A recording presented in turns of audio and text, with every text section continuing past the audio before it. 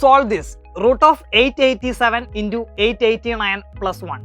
ഇതിൻ്റെ ആൻസർ എന്താണെന്നുള്ളത് കണ്ടുപിടിക്കണം. നമുക്കറിയാം 887ൻ്റെയും 889ൻ്റെയും ഇടയിലുള്ള എക്സാക്ട് വാല്യൂ ആയിട്ടുള്ള 888 എന്ന് പറയുന്ന മിഡ് വാല്യൂ ആയിരിക്കും ഇതിൻ്റെ ആൻസർ എന്ന് പറയുന്നത്.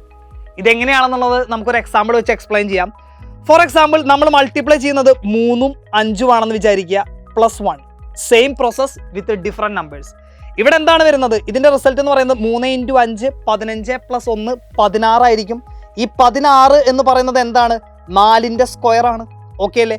സോ ഇവിടെ ചെയ്യുന്ന പ്രോസസ്സ് എന്ന് പറയുന്നത് 3 ഇൻറ്റു 5 പ്ലസ് 1ൻ്റെ റൂട്ട് എടുത്താൽ അത് 16ൻ്റെ റൂട്ടിന്, അതായത് 4ൻ്റെ സ്ക്വയറിൻ്റെ റൂട്ടിന് ഈക്വലൻ്റ് ആണ്. ദാറ്റ് ഈസ് വാട്ട് 4 ആയിരിക്കും.